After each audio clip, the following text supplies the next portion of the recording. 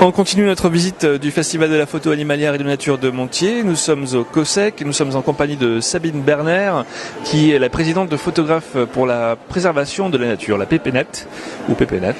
Elle est avec nous pour nous parler du pangolin. Bonjour. Bonjour à vous. Est-ce que vous pourriez nous dire pourquoi vous avez fait le focus sur cet animal en particulier ? Alors nous avons totalement flashé sur le pangolin, sur sa situation, sur ce petit animal qu'avec Eliane et Cédric Jacquet nous avons découvert en fait au même moment. Moi j'étais en Namibie chez Maria Dickman, qui est une des femmes qui travaille sur le pangolin, et eux étaient chez Lisa Highwood au Zimbabwe, mais exactement au même moment. Et nous avons découvert en même temps donc ce petit mammifère qui est extraordinaire, qui pour nous est rare. C'était un vrai choc. Et comme il est le mammifère le plus braconné sur la planète, on a voulu s'investir pour le faire connaître et pour aider à mieux le protéger. Donc on le trouve où cet animal ? Alors vous avez 8 espèces de pangolins en Afrique. Enfin, excusez-moi, vous avez 8 espèces de pangolins, 4 en Afrique et 4 en Asie. Et on le trouve très rarement. D'abord en Afrique, il est nocturne, il est très secret, il est très timide. C'est un animal qui ne sait pas se défendre. Il se roule en boule quand il a peur pour se protéger des prédateurs. Il a une armure, mais qui va le protéger des félins, par exemple. Malheureusement pas des humains, ça suffit pas. Mais c'est un petit animal furtif, donc c'est très très rare de le voir en Afrique. Et en Asie, il est totalement nocturne. Et en Asie, c'est quasiment impossible de le voir parce qu'il n'y en a plus. Ils ont été braconnés jusqu'à l'extinction. Vous l'avez trouvé, vous l'avez photographié, puisque ce sont des membres de votre association, dont vous-même, qui avez pris les photos. Alors comment vous avez procédé ? Il faut le traquer, vous avez trouvé les bons endroits ? Alors non, pas du tout. Nous, au sein de PPNat, nous travaillons pour mettre en valeur les protecteurs de la nature. Donc nous passons du temps avec les organisations de terrain, des gens que nous apprécions, dont nous voyons le travail, avec qui nous vivons, nous partageons le quotidien. Et donc moi, j'étais chez Maria Dickman, qui venait juste de sauver des pangolins. Et Eliane et Cédric étaient au Tiki Highwood Trust, qui aussi travaille des pangolins, et c'est comme ça qu'on a pu découvrir le pangolin et voir leur travail. Mais dans la nature, non, malheureusement, j'ai jamais vu de pangolin. En réalité, j'aimerais bien un pangolin sauvage, ce serait un rêve, mais ça reste à réaliser. D'accord.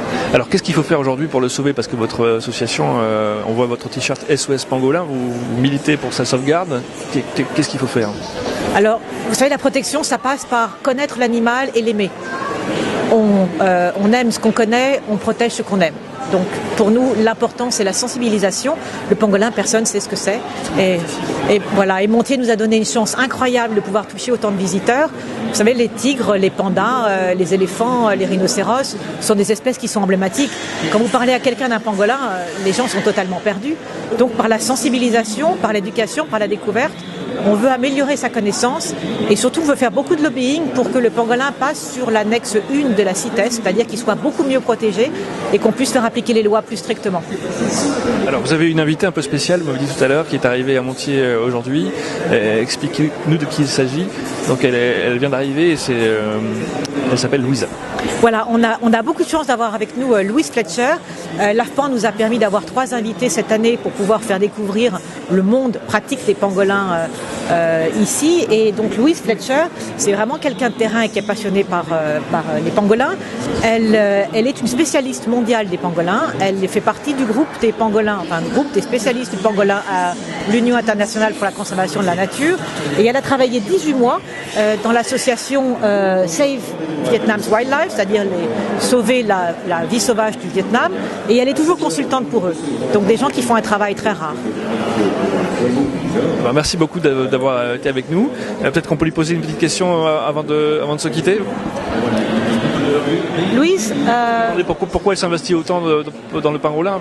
yeah, would you tell us why you are so involved with pangolins? I find them intriguing because they're so elusive and rare. Every little thing that we find out about them is so important and so exciting. That's why I enjoy working. En fait, Louise trouve les pangolins étonnants parce qu'on ne sait rien sur eux, donc il y a tout à apprendre, tout à découvrir. Donc c'est vraiment très excitant de travailler sur un sujet qui est peu connu, et tout ce qu'on découvre est réellement extraordinaire sur ces petits mammifères. On peut ajouter que c'est des mammifères qui sont avec nous depuis 45 millions d'années, que c'est le seul mammifère qui est recouvert d'écailles, donc les écailles sont faites en kératine, nos ongles, et qu'on a encore tout à apprendre de leur biologie et leur comportement. Donc, c'est le sujet, c'est votre action aujourd'hui ici à Montier. Merci à vous et bonne fin de festival. Merci. Au revoir.